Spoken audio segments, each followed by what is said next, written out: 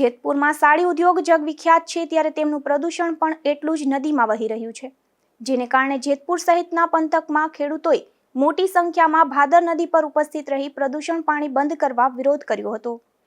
જેતપુરમાં પ્રદૂષણના પાપીઓ ભાદર નદીને પ્રદૂષિત કરી રહ્યા છે, ત્યારે જેતપુર કેરાડી પાસે આવેલ ભાદર નદીમાં વરસાદ વગર નદીમાં પાણી હિલોડા લઈ રહ્યું છે। આ પાણી જેતપુરના સાડી ઉદ્યોગનું કેમિકલ યુક્ત કલરવાળું પાણી ધોધમાર વહી રહ્યું છે, છતાં પણ જીપીસીબીને કંઈ પ્રદૂષિત પાણી દેખાતું જ નથી।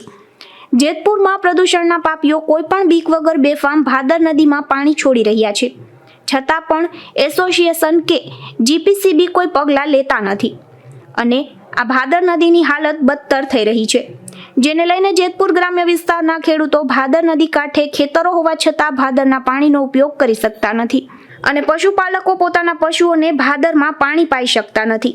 ત્યારે જેતપુરના ગ્રામ્ય વિસ્તાર કેરાડી, ઉમરાણી, લુણાગરા, ઉમરકોટ અને લુણાગરી સહિતના ખેડૂતોએ મોટી સંખ્યામાં ભાદર નદી ઉપર એકઠા થઈ વિરોધ કર્યો હતો અને પ્રદૂષણ બંધ કરોના નારા લગાવ્યા હતા।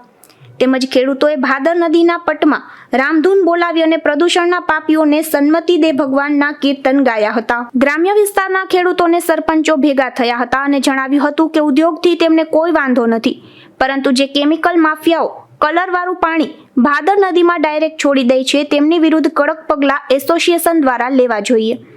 વર્ષોથી ભાદર નદીને પ્રદૂષિત કરી રહ્યા છે અને ભાદરકાંઠા વિસ્તારના 5 ગામો ખેતીમાં પાણીનો ઉપયોગ કરી શકતા નથી અને જો આ પાણીનો ઉપયોગ કરે તો જમીન બંજર બની જાય અને પાક ફેલ જાય છે અને આ ગંદુ કલરવાળું પાણી તો પશુ પણ પીતા નથી અને પીવે તો ઢોર પણ બીમાર પડે છે।